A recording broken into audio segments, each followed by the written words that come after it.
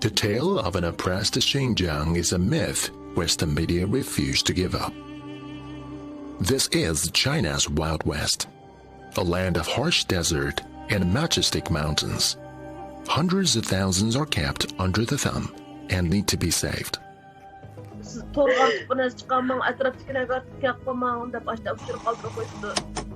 But before getting upset, take into consideration that the stories you've heard about Xinjiang could be a lie. 爸爸去世的时候，我当场我在陪着我爸爸。就是看看孩子而已的一个视频，被搞成这样子，我很愤怒，很生气。从2012年建成到现在，都是和田县看守所，没有用于教培中心。The way they scrutinize this region of China, Western media does not seek to do Xinjiang justice. Instead, they incite disinformation and discrimination. For people who do visit Xinjiang, they find a very different human story.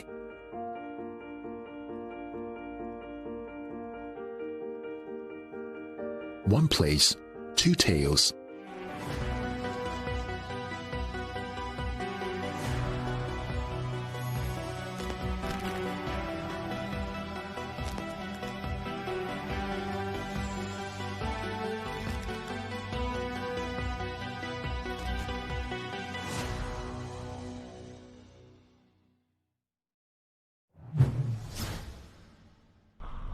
In a far corner of northwestern China, a car drives along a wall lined with barbed wire. A video report the New York Times made in Quaitun, Xinjiang Uyghur Autonomous Region, paints a bleak picture of how Uyghurs live and work. Times claims Uyghur workers were forced to leave their hometowns in southern Xinjiang and made to work here. The Times decided to do its filming secretly, even though Quaitun's sanitation station is open to the media.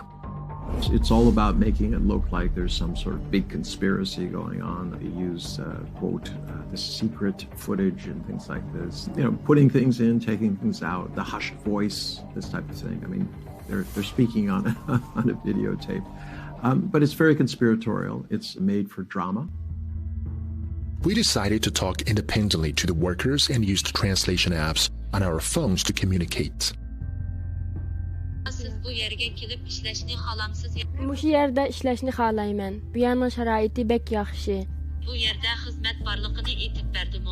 Singlim mishaga kelgan acha billa ishlayli debdi kelgan edim. Sizlar qanchalik vaqtda bir qitim uyga qaytsizlar? Ruxsat so'rab birib kelsak bo'ladi. The New York Times suggested the workers could earn much more back in their hometowns. 你来之前你在家里面收入多少钱？去年的200。这边的工资固定的，天天有工作有工资。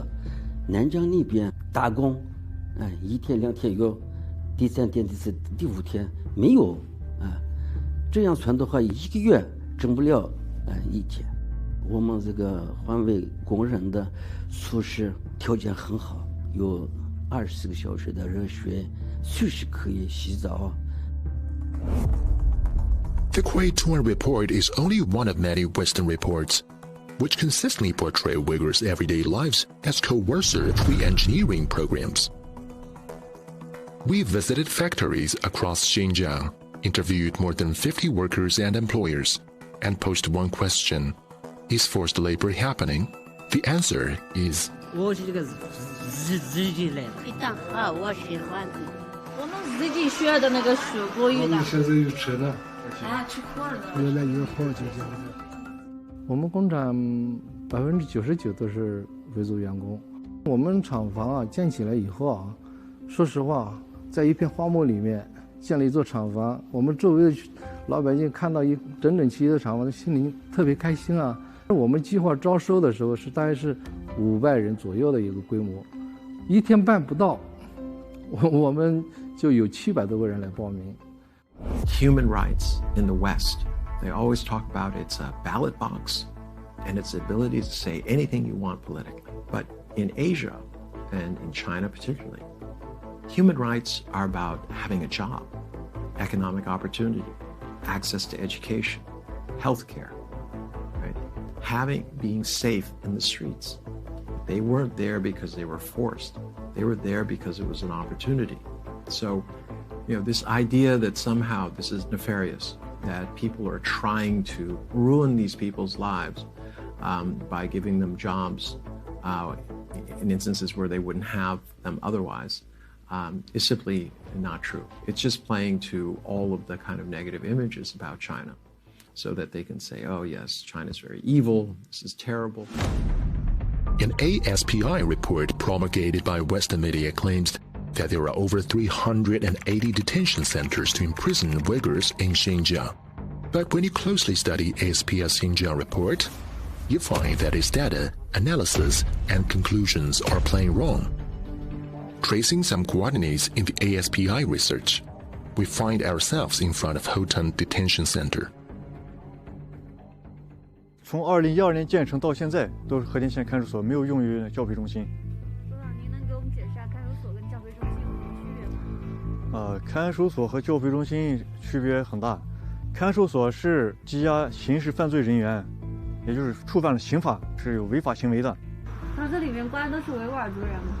看守所关押的人员和民族是没有关系的，无论是谁违反了法律，就要受到制裁。 这和哪个民族是没有关系。这栅栏、还有围墙、还有监控，这都是看守所的标准配置。This is simply a detention center. Not unlike thousands of such penal institutions you can find anywhere in the world. But ASPI chooses to call it a camp. It's a rebranding exercise straight from the manual of Western media tricks. Just pointing to a summit building and say, oh, that's a detention camp. Oh, that's where the children are sent and beaten every day. This is nonsense. It really demeans the whole, professionalism of journalism. On other sites, we find even more problematic conclusions.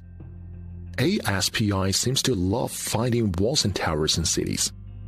So if a school, for example, has any of these fixtures, it's almost certain to go on SPS blacklist of detention centers.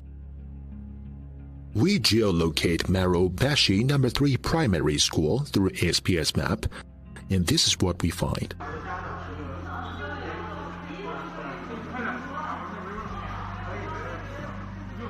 我是巴楚人，我家就是这学校的旁边，住附近。我是从2017年到现在一直在这个学校的老师。这片区原来就是居民的平房区。有外国媒体说这里是那个巴楚县的教培中心，你听说过吗？你觉得这个可能吗？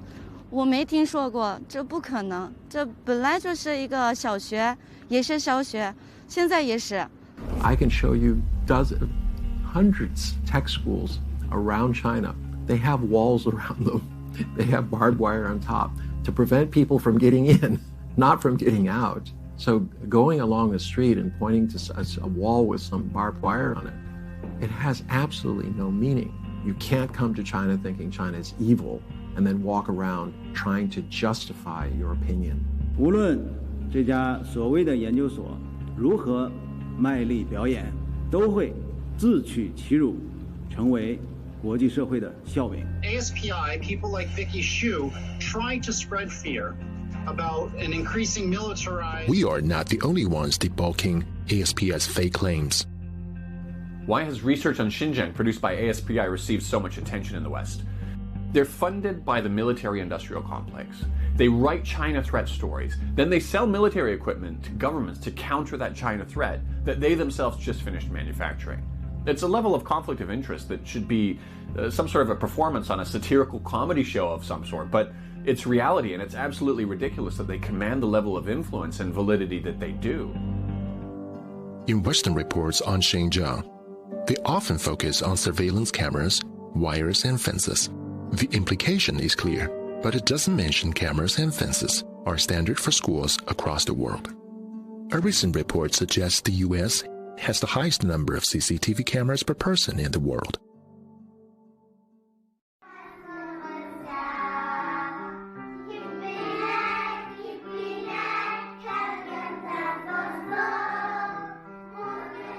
Would you have ever imagined that harmless kindergarten would be described by BBC as this kindergarten for the children of detainees? But we found that the children's parents live and work nearby and pick them up and send them off to the kindergarten every day. BBC says only Chinese should be spoken. But we see children switch languages between Mandarin and Uyghur at their will.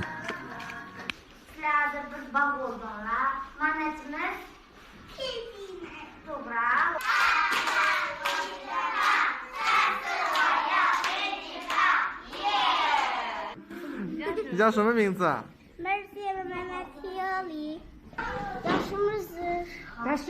我对吗？给你们拍照完了之后要说什么呀？谢谢老师。 Simply trying to make a story, dramatize it, then you should be a movie maker, right? You should not be a journalist. Journalism is supposed to report the facts and let people draw their own conclusions. But instead, what they're doing is they're imposing their own views. I meet many journalists here and they always say the same thing to me. Well, the editors don't like the positive stories because they don't sell news. So yeah, there's a lot more negative. You're really not trying to be a professional. You're simply trying to sell a storyline, to sell news. A Uyghur woman named Zumrat Dawood is often featured on the Western media. She claims that she was detained in a re-education camp and that her father died while being detained by the Xinjiang government. But we found Zumrat's brothers in Urumqi and they denied her claims. 兄弟姐妹6个人关系最贴的就是我。爸爸去世的时候，我当场我在陪着我爸爸。当时爸爸是因为什么？心脏病。他岁数也是高龄，要84岁。明知道他没有去过，但他又在外面说他去过，看这个。他想的啥东西，我能知道的吗？我估计他脑子非常简单的，可能到那个地方，可能别人把他忽悠起来了吧。It seems that to do a Western media report, all you need to do is scrape together a few bits of unfounded reports, dreadful tale to spin, and a sympathetic figure like Zumrat Dawood. These people, and it's just, they're telling, quote, a personal tale, but you cannot verify that it's true. Are there abuses happening in Xinjiang? I believe it 100%. But the people who are responsible for that, if they're caught, they will be sent to prison. So this idea that the government is encouraging sadists to torture children and mothers and grandmothers and just beat them for no reason doesn't even make sense. Not given what China has accomplished and done. You know, the journalists who go to Xinjiang, they always seem to report on what they've concluded before arriving, rather than reporting on what they actually see on the ground with their own eyes. And I've interacted with one of these journalists who visited the vocational training centers in Xinjiang, and he described them as being like Nazi concentration camps where, weirdly, the prisoners, so to speak, could go home on the weekends, but he also said that he saw people in cages. Now, this particular journalist produced a number of videos, so I asked him to point me towards the ones that would show this, and he kept dodging the question before finally admitting he didn't actually see people in cages. In a clothing factory in Hotan, we met with Tusunisa Ali. She graduated from one of those vocational education and training centers that Western media are happy to call internment camps. 2017年8月份参加过这个培训的，我在里面学到了国语、法律法规知识，还有这个缝纫技术。我是2019年3月份的时候就应聘过来在这上班的。刚来的时候我就是像一个普通的员工，他们就慢慢的就发现我这个缝纫方面有技术，然后他们就让我当了一个小组长。技术师傅他们发现我有这个国语水平的能力，然后他们就让我当上了这个管理员。现在我就负责整个车间。觉得国语提高会影响您的文化身份？维语是我的母语，我永远都不会忘记的。我学了就是多了一条路。我的宗教活动这个不会影响到我的工作的，因为我对自己有要求嘛，上班是上班，宗教活动就是宗教活动，两个都是分开的，不会掺和在一起的。As Tusnesa embraces her freedom of religion and opportunities, it can be hard to imagine the religious extremism in Xinjiang that has destroyed lives like hers. Bahagul Arkan's voice tightens when she begins to talk about her past. Çünkü ben özümüzün bir arzusu boldu demde öykülük men toy qılsam ata-anam üçün bir xizmat qılsam, ve tamaq etpesem öykül hoş olsa dep menda özüm toy qılgız kelmegen asası.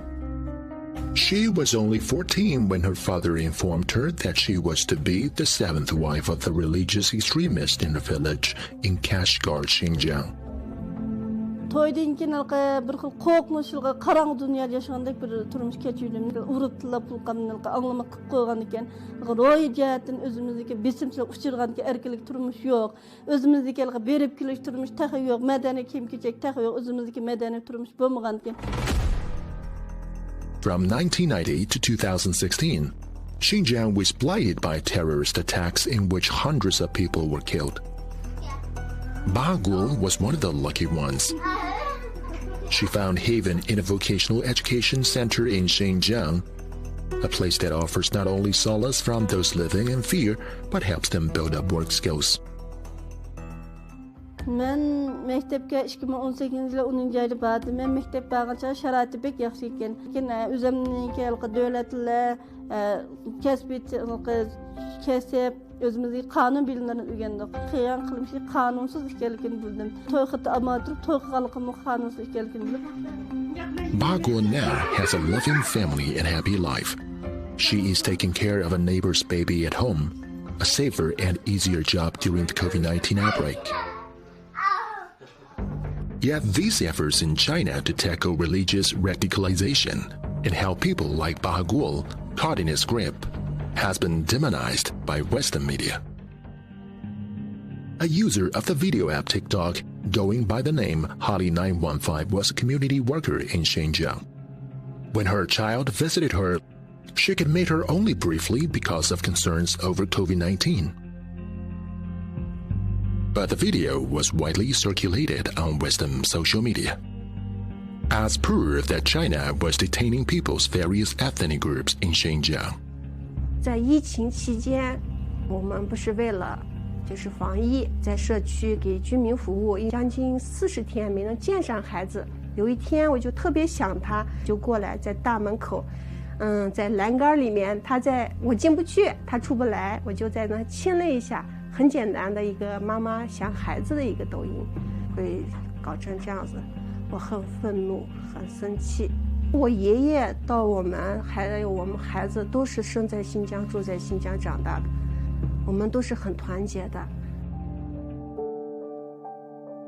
The day before we left Xinjiang, we visited a tea house in the old city of Kashgar. Seeing us, a group of musicians offered to put on a special performance for us.